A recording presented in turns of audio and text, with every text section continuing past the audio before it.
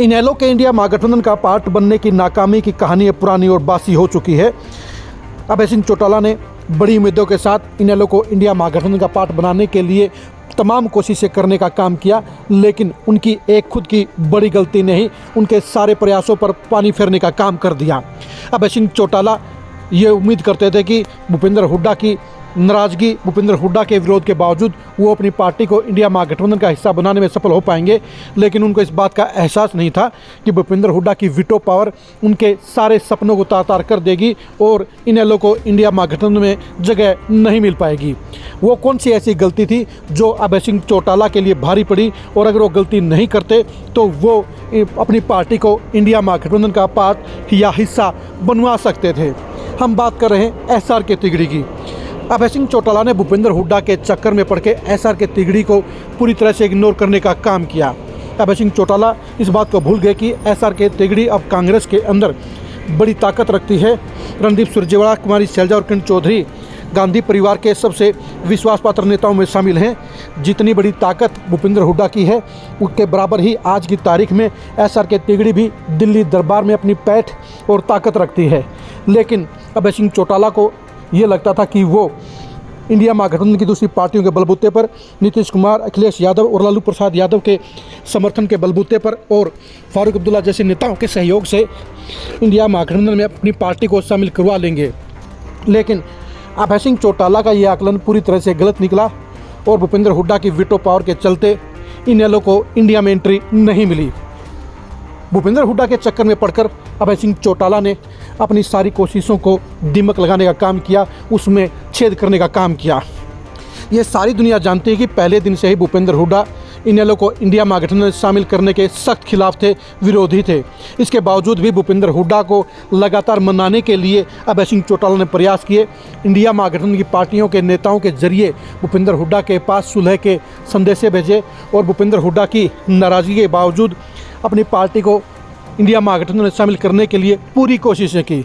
इस सारे के सारे प्रकरण में अभय सिंह चौटाला ने कभी भी एसआर के तिगड़ी को सामने नहीं रखा, उसकी इम्पोर्टेंस को नहीं समझा और उन्हें इग्नोर करने का काम किया। उनको इस बात का एहसास नहीं था कि उन्हें प्लान बी में भी काम करना चाहिए था। उन्हें भूपेंद्र हुड्डा की बजाय एसआर के तिगड़ी को विश्वास में लेना चाहिए था। अभय सिंह चौटाला अगर एसआर के तिगड़ी को अपने साथ में लेते, अपने विश्वास में लेते और सारी प्लानिंग का हिस्सा बनाते, तो आज अभय सिंह चौटाला इंडिया महागठबंधन का पार्ट होते। अभय सिंह चौटाला ने अति आत्मविश्वास में एसआर के तिगड़ी को एक बार भी अपने साथ सेटिंग करने के लायक नहीं समझा। अभय सिंह चौटाला के पोते के 200 टन के कार्यक्रम में किरण चौधरी की ये फ़ोटो बता रही है कि एसआर के तिगड़ी कभी भी अभय सिंह चौटाला से दूर नहीं थी। एसआर के तिगड़ी चाहती है कि हरियाणा में भूपेंद्र हुड्डा कमज़ोर हो और कांग्रेस मजबूत हो, और वो अभय सिंह चौटाला के जरिए इंडिया महागठबंधन का पार्ट बनकर कहीं ना कहीं इनेलो के जरिए भूपेंद्र हुड्डा के सामने एक चुनौती पेश करने की इच्छा भी रखते थे। यानी रणदीप सुरजेवाला, किरण चौधरी, कुमारी शैलजा को इनेलो के इंडिया महागठबंधन में शामिल होने को लेकर कोई परेशानी नहीं थी, कोई खिलाफत नहीं थी। वो इस मामले में अभय सिंह चौटाला के मददगार साबित हो सकते थे। लेकिन अभय सिंह चौटाला ने एक बार भी ना तो रणदीप सुरजेवाला से संपर्क किया, ना कुमारी शैलजा से संपर्क किया और ना ही किरण चौधरी से इसके बारे में कोई डिस्कशन किया। अगर अभय सिंह चौटाला एसआर के तिगड़ी को साथ लेकर अपनी प्लानिंग पर काम करते तो निश्चित तौर पर अभय सिंह चौटाला के लिए हालात आज से बिल्कुल उलट होते और आज की तारीख में इनेलो इंडिया महागठबंधन का पक्का हिस्सा होती। अभय सिंह चौटाला इस बात को समझ नहीं पाए कि कुमारी शैलजा, रणदीप सुरजेवाला और किरण चौधरी तीनों मिलकर दिल्ली दरबार में कांग्रेस के बड़े नेताओं के साथ, कांग्रेस हाईकमान के साथ मिलकर इतनी लॉबिंग कर सकते थे, ऐसा माहौल बना सकते थे कि भूपेंद्र हुड्डा की तमाम नाराज़गियों के, तमाम खिलाफत के बावजूद इनेलो को इंडिया महागठबंधन में शामिल किया जा सकता था। अभय सिंह चौटाला ने अगर कैथल रैली में एसआर के तिगड़ी को निमंत्रण दिया होता, उन्होंने अगर रणदीप सुरजेवाला के शहर में सबसे पहले उनको न्योता दिया होता, अगर उन्होंने कुमारी शैलजा और किरण चौधरी को इस रैली में बुलाया होता, तो निश्चित तौर पर आज इंडिया महागठबंधन का इनेलो पार्ट होती। जिस तरह से किरण चौधरी अभय सिंह चौटाला के परिवार के फंक्शन में पहुंची है, इसी तरह से SRK तिगड़ी पूरी की पूरी कैथल रैली में जा सकती थी। जब दूसरी पार्टियों के नेता वहाँ पर पहुंचे तो ऐसे में SRK तिगड़ी भी जा सकती थी और SRK तिगड़ी के साथ मिलकर ही अभय सिंह चौटाला अपनी पार्टी को इंडिया महागठबंधन का पार्ट बनवा सकते थे।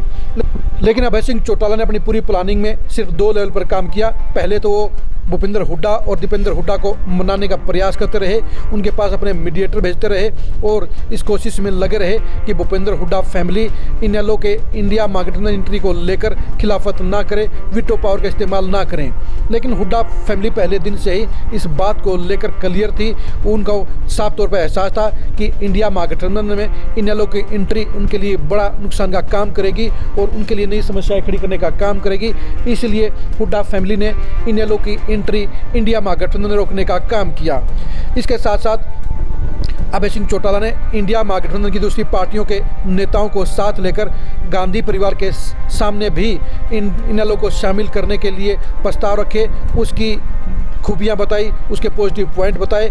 लेकिन इंडिया महागठबंधन के वो बड़े नेता गांधी परिवार को भी इस मामले में मनाने में सफल नहीं हो पाए और यही वजह रही कि इनेलो इंडिया महागठबंधन में शामिल नहीं हो पाई।